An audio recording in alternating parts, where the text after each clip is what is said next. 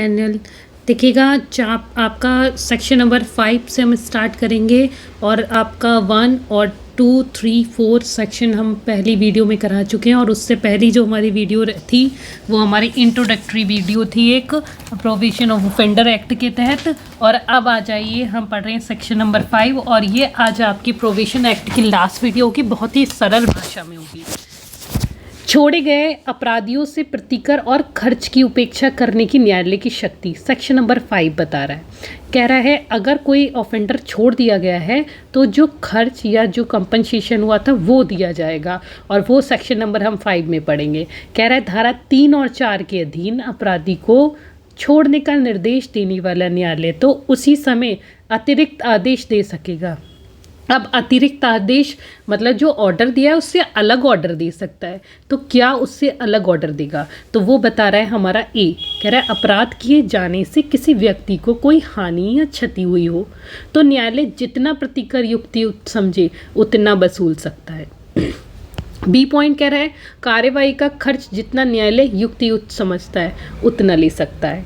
इसका 2 पॉइंट कह रहा है, 2 कह रहा है उपधारा 1 के अधीन रकम संहिता की धारा 368 मतलब आपका चोरी और 387 के अनुसार वसूली जा सकेगी। ठीक है, कह रहा है उसी मामले में जिसके लिए अपराधी अभियोजित किया जाता है पैदा होने वाले किसी बात का विचारण करने वाले सिविल न्यायालय नुकसानी उपधारा 1 के अनुसार वसूलेंगे। कह रहे हैं अगर इससे कोई आपका मामला और उत्पन्न होता है तो ये विचारण जो करेगा वो सिविल न्यायालय उसके लिए नुकसानी क्या कर सकता है, वसूल कर सकता है। तो 3 में आपको याद रखना है कि उसी मामले से अगर कोई सिविल मामला पैदा होता है तो उसके लिए आपकी वसूली कौन कर सकता है, तो सिविल कोर्ट ही करेगा। आइए सेक्शन नंबर 3 को जान लेते हैं क्या कहता है। सेक्शन नंबर 3 कह रहा है 21 वर्ष से कम आयु वाले अपराधी के कारावास पर निर्बंधन की बात कही है। कह रहा है जब 21 वर्ष से कम आयु वाला कोई व्यक्ति कारावास से किंतु आजीवन कारावास से नहीं दोषित पाया गया, मतलब कारावास तो है लेकिन आजीवन LI लाइफ इम्प्रिजनमेंट नहीं है उसमें, तो कोर्ट उसे तब तक दंडित नहीं करेगी जब तक वह मामले की परिस्थिति को ना देख ले, मामले की प्रकृति को ना देख ले, प्राकृतिक का अपराधी का चरित्र ना देख ले। तो इसमें 3 चीज़ें दी गई, ये सब देखने के बाद यदि वह धारा 3 और 4 का लाभ उसे नहीं देगा तो वह कोर्ट अपने कारण को अभिलिखित करेगा। 21 वर्ष तक का व्यक्ति है, आप उसने उसका कैरेक्टर देख लिया, सर्कमस्टेंसेस ऑफ देख लिया, मामले का सर्कमस्टेंसेस क्या है, प्राकृतिक नेचर देख लिया, उसका कैरेक्टर देख लिया, और उसके बाद उसे लगता है कि उससे आपका पर्यवेक्षण या भत्सना पर नहीं छोड़ना चाहिए, तब वो सेक्शन नंबर इसमें 3 और 4 का लाभ नहीं देगा और इन कारणों को अभिलिखित करेगा। सेक्शन नंबर 7 पर आ जाते हैं, परिवीक्षा अधिकारी की रिपोर्ट का गोपनीय होना। कह रहा है धारा 4 की उपधारा 2 या धारा 6 की उपधारा 2 में विनिर्दिष्ट परिवीक्षा अधिकारी की रिपोर्ट में कथित विषय में सुसंगतता हो। कह रहा है जो परिवीक्षा अधिकारी है वो जो अपनी रिपोर्ट पेश करेगा वो धारा 4 में करे या धारा 6 में करे, उसे क्या रखेगा, उसे सीक्रेट रखेगा, उसे गोपनीयता बनाए रखना पड़ेगा उसकी। परंतु न्यायपालिका अगर न्यायालय यदि ठीक समझता है तो उसका सार अपराधी को संसूचित कर सकता है। कोर्ट को यदि ये लगता है कि अपराधी को इस तरह की चीज़ों को पता होना चाहिए तो वो अपराधी को बता सकता है इस तरह की गोपनीयता, उसे ऐसा साक्ष्य देने के लिए अवसर प्रदान करेगा जो कि उस विषय से संबंधित हैं। सेक्शन नंबर 8 क्या कहता है, परिवीक्षा की शर्तों में हेरफेर। और आप मुझे बताइए परिवीक्षा पे शर्तें कहाँ लगाई जा रही थी। ठीक है, यदि किसी परिवीक्षा अधिकारी की आवेदन पर किसी न्यायालय की उसकी अपराधी के संबंध में धारा 4 के अधीन आदेश पारित किया है और जनता के हित में अपराधी द्वारा दिए गए बंद पत्र में फेरफार कर सकता है, जब तक बंदपत्र प्रभावी है उस किसी भी समय न्यायालय अस्तिवादियों को बढ़ा या घटा सकता है, लेकिन मूल तारीख से 3 वर्ष से अधिक नहीं बढ़ाएगा। कह रहा है कि भाई परिवीक्षा जो अधिकारी है अगर कोई बॉन्ड बनवा रहा है तो उसको हेर फेर करा सकता है, लेकिन मूल तारीख से 3 वर्ष तक से अधिक नहीं करेगा। ठीक है, आ जाइए इसका नोट में कह रहा है परंतु जो फेर फार करेगा, जो बॉन्ड में फेर फार करेगा, अपराधी को बंद पत्र में वर्णित प्रतिभू या प्रतिभुओं को सुनवाई का अवसर दिए बिना फेर फार नहीं करेगा। ठीक है, जो उसके सिक्योरिटी होते हैं उन्हें बिना दिए ऐसा हेर फेर नहीं करेगा। पॉइंट नंबर 2 कह रहा है यदि कोई प्रतिभू फेर फार में सहमत नहीं होता तो न्यायालय बंद पत्र की अपेक्षा करेगा और फिर भी नहीं मानता तो न्यायालय अपराधी को उसके दंड से दंडित करेगा। कह रहा है इसका पार्ट नंबर 2 कह रहा है कि अगर किसी सिक्योरिटी को ऐसा बॉन्ड में हेर फेर पसंद नहीं है, उसे समझ नहीं आ रहा, तो क्या होगा, वो नए बॉन्ड की कोर्ट नए बॉन्ड की अपेक्षा करेगा। और अगर बॉन्ड भी नहीं भरता है तो क्या होगा, तो फिर भाई जो दंड किया है, जो अपराध किया है, वो दंड से दंडित हो। सेक्शन नंबर 9 कह रहा है बंद पत्र की शर्तों के अनुपालन के असफल होने की दशा में प्रक्रिया। कह रहा है अगर आप बॉन्ड जो बंद पत्र आपसे भरवा रहे हैं वो देने उसको पालन करने के लिए असफल हो पा रहे हो तो क्या होगा, तो धारा 1 इस 9 का 1 कह रहा है कि धारा 4 में यदि न्यायालय में कोई आदेश पारित करता है वे बंद पत्र को पूर्ण नहीं कर पाता तो न्यायालय उसे समन भेजेगा और समन सीआरपीसी में 61 से लेकर के 69 तक डिफाइन किए गए हैं और वारंट या फिर वारंट जारी करेगा। ठीक है, तो कह रहा है कि बंद पत्र की शर्तों को नहीं मानोगे तो फिर 9 में आ जाओ, आप बॉन्ड मत भरो, फिर समन या फिर आप पर वारंट जारी हो जाएगा। इसका दूसरा पॉइंट कह रहा है कि जिस न्यायालय में अपराधी को लाया गया है मामले की समाप्ति तक के लिए अभिरक्षा में रख सकेगा या फिर सुनवाई के लिए नियत करेगा। प्रतिभू सहित या प्रतिभू रहित बिना जमानत के मंजूरी कर सकता है। भाई देखिए, कह रहा है कि अगर नहीं लाया जा रहा है तो फिर बिना सिक्योरिटी के भी उसे मंजूरी दे सकता है जमानत की। तीसरा पॉइंट कह रहा है यदि सुनवाई के पश्चात न्यायालय को लगता है कि अपराधी बंद पत्र की शर्तें पूर्ण नहीं करेगा तो उसे मूल अपराध से दंडित करा जा सकता है। या फिर दूसरा कह रहा है असफलता अगर प्रथम बार में होती है, ठीक है, तब बंद पत्र को प्रवृत्त रहने के अनुकूल प्रभाव डाले बिना उस पर 50 रुपये तक का जुर्माना अधिरोपित कर सकता है। आ जाइए, सेक्शन नंबर 10 है हमारा प्रतिभूओं के बारे में उपबंध।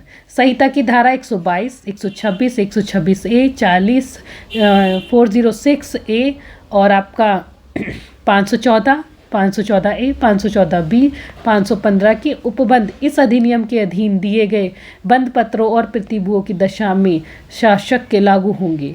कह रहा है कि भाई अगर प्रतिभूओं के उपबंध की बात कह रहा है तो कहाँ पर शासक लागू होंगे, तो फिर वो ये सारे 122, 126, 126A, 406 प्रतिभूओं के बारे में उपबंध लागू होते हैं। इसमें देखिए इम्पॉर्टेंट नहीं है, आपका सेक्शन नंबर 10 ज़्यादा इम्पॉर्टेंट नहीं है, लेकिन हम आ जाएं सेक्शन नंबर 11 पर।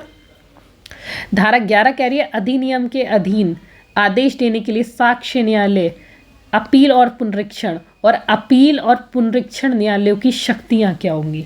बहुत इंपॉर्टेंट पार्ट है इसका, ये कह रहा है कि क्या क्या इनकी शक्तियाँ होंगी, तो जान लेते हैं। माना ए नामक व्यक्ति को धारा 3 और 4 का लाभ दिया जाए तो बी नामक व्यक्ति अपील में जा सकता है। देखिएगा, ए नामक व्यक्ति जो है वो कौन था, अपराधी था, ऑफेंडर था, और बी कौन था, बी इसका भाई जो बाद लेकर आया था, ठीक है, विक्टिम था एक तरह से। और यदि ए को धारा 3-4 का लाभ ना प्रदान किया गया तो भी अपील में जा सकता है। देखिए, जो ऑफेंडर है वो भी जा सकता है और जो क्या कहते हैं आपका जो केस लेकर के आया है, जो विक्टिम है, वो भी जा सकता है। ठीक है, कहाँ जा सकता है, अपील ला सकता है। कह रहा है यदि जहाँ अपील नहीं होगी वहाँ पुनरीक्षण में जा सकता है। कह रहा है जहाँ पर अपील नहीं है वहाँ पुनरीक्षण करा लीजिए। और सीआरपीसी का सेक्शन आपका अपील बताता है 29 और पुनरीक्षण बताता है 30 को। पुनरीक्षण मतलब अपने ही निर्णय को दोबारा से रीचेक कर ले। आइए, अपील और पुनरीक्षण भी धारा 4 का लाभ दे सकता है। ठीक है, बताया गया है कि क्या अपील और पुनरीक्षण में धारा 4 का लाभ मिलेगा, तो बोले हाँ मिल सकता है। 3 और 4 का लाभ न्यायालय देगा सो मोटो दे करके, या प्रोविजन ऑफिसर की रिपोर्ट पर, या अपराधी के प्रार्थना पत्र पर कर सकता है 3 और 4 का लाभ जब वो देगा। कोर्ट 3 और 4 के आदेश को अपास्त कर सकती है, ठीक है, कोर्ट चाहे तो अपास्त भी कर देती है। और सेक्शन नंबर आपका आ गया 12 क्या कहता है, दोष सिद्धि से संलग्न निर्भरता का हटाया जाना। यदि एक बार 3 और 4 का लाभ दे दिया गया है फिर भी वे अपराध में संलग्न रहता है तो धारा 9 के अंतर्गत उसे दंडित कर सकता है। और जे एक्ट 24 में इससे संबंधित है। कह रहा है कि भाई एक बार आपको भत्सना पर छोड़ दिया, ठीक है, एक बार आपको प्रोबेशन पर छोड़ दिया, आप दोबारा से वही काम कर रहे हैं तो क्या होगा, फिर तो धारा 9 में आ जाइए। और 9 क्या कह रही थी, सीधे 9 सेक्शन बता रहा था कि आपने अगर ये कम नहीं किया तो भैया दंडित किया जाएंगे आप किसी भी चीज़ से, ठीक है। आ जाइए सेक्शन नंबर 13 क्या कह रहा है। सेक्शन नंबर 13 बहुत इंपॉर्टेंट है, ये परिवीक्षा अधिकारी को बताता है। परिवीक्षा अधिकारी कौन होता है, तो इसका पॉइंट नंबर 1 कह रहा है परिवीक्षा अधिकारी की बात कर रहा है कि राज्य सरकार द्वारा या राज्य सरकार द्वारा मान्यता प्राप्त व्यक्ति हो जो परिवीक्षा अधिकारी होगा।